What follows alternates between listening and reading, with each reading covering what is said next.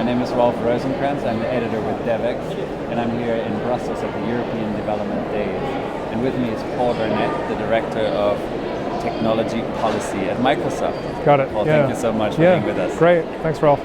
So you are working a lot on providing internet services to underserved areas. Tell us a little bit about how you're trying to do that. What's the innovation here? So it's basically taking Wi-Fi technology and Wi-Fi access to radio spectrum and putting it into unused TV frequencies. And by doing that, you can extend the range of a wireless network at really low cost.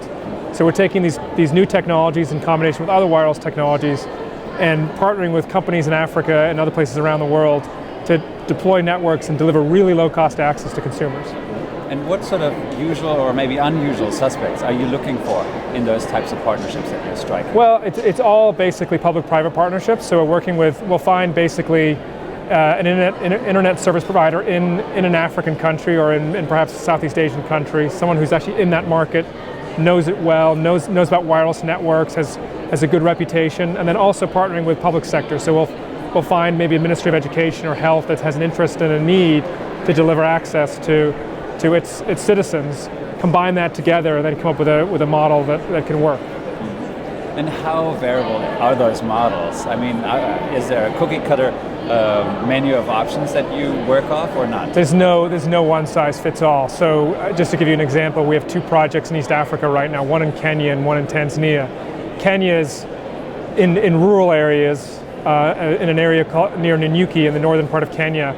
And it's all about really super low-cost access, solar-powered, off-the-grid broadband access. You can't deliver broadband to people in those parts of Kenya without also delivering them electricity. So the business model is actually more revenue from charging than from broadband access.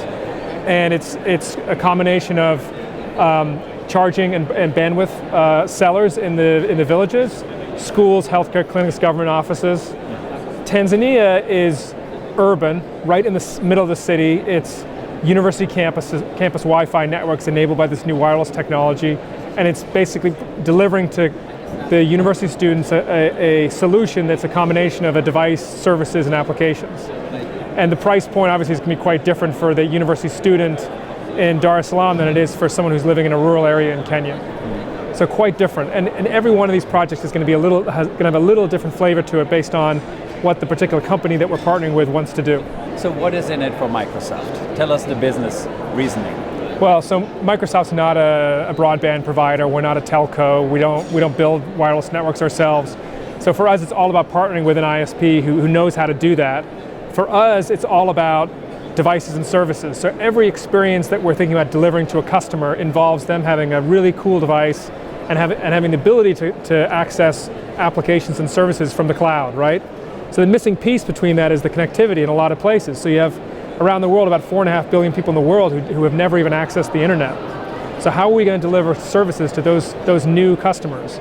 We've got to figure out a way to inexpensively deliver them broadband access. And so this is exactly what this is all about, is trying to do a bit of business model experimentation, validating ideas, and seeing what works. Can we see or can we anticipate a new war for this connectivity between some of these competitors? I mean, Microsoft, there's other hardware and software. Yeah, absolutely. This is all about healthy competition. I mean, if we end up competing with Google or Facebook or one of the big technology companies, or the small ISP that we work with in Kenya or Tanzania becomes a big ISP and becomes a big player in the marketplace, that's fantastic. That's the way it should be. At the end of the day, it really is how this impacts consumers. And if they can get a lower cost service or have a service available to them where they never had it before, or it's at a price point they can now afford, that's great for everyone. And how difficult was it to sell this idea to upper management at Microsoft? Traditionally in companies that are doing things like this, there is a learning curve about the fact that this could contribute to the bottom line. So what were some of the major challenges that you've encountered? Well, I mean, there still is a learning curve. That's what this is all about. I mean, what we're doing right now is quite new and experimental and really on the cutting edge. And for Microsoft, this whole shift from being a company that sells software in boxes to being one that sells devices and services from the cloud is something that's really been happening over the last few years. And people forget how quickly this is all happening. So for us, we're still learning right now. And this is one of the advantages of the position that I'm actually in within Microsoft is I get to play and we all learn from it, and we'll see what happens. Yeah, and can you already give us a glimpse at the next innovation or something that is on your plate that you're thinking about right now doing next? Well, I mean, for me, it's all about the business models right now. So we've kind of gone from, we've proved the basic technology. Of course, that's going to evolve over time as well, become increasingly sophisticated. In a few years from now, we'll look back at what we're doing today and laugh at how rudimentary and simple it is, right? From a technological perspective. But what we're focused on right now with these projects is really business models and coming up with sustainable business models that can work in emerging markets. We don't want to partner with anybody who doesn't have that in mind. So this is not really about charity or giving people money to deploy something that might fall apart when we leave. We want something that actually can be sustainable over the long run, so that when perhaps we're not involved in the particular project, it can live and continue to operate, and the company we partner with can continue to provide access for many years to come.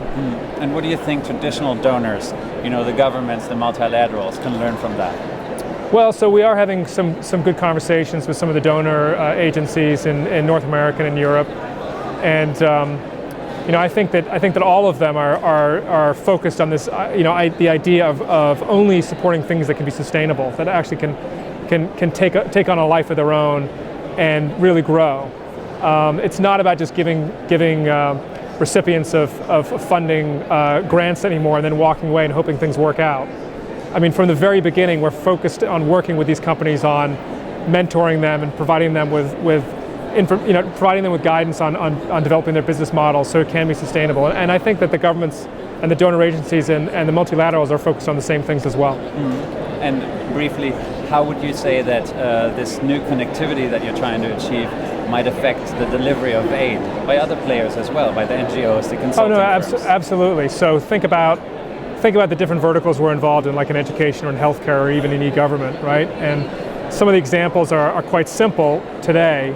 Where someone who's operating a healthcare clinic in a rural area in Kenya now has internet access and is able to get information from afar, is able to potentially even get medical care from Europe or from North America. And that's going to become increasingly sophisticated over time in terms of the applications that they can use, the kinds of delivery mechanisms that can be made available to them that just a few months ago were just not even a possibility. Education is the same thing. Basically, we're going from a situation where kids didn't have electricity or devices or never used the internet before, and now they have access to all of this information from all around the world, instruction that's provided from afar, test preparation for national exams, all these kinds of things that kids in Europe take for granted. Now these kids have it as well. So it can have a real impact on delivery of the types of things that NGOs want to focus on. Thanks so much. I think we'll all stay connected. Yeah, absolutely. And keep watching. Yeah, great. Thank you very much. Appreciate it. Thanks for your time. Thanks, Rolf.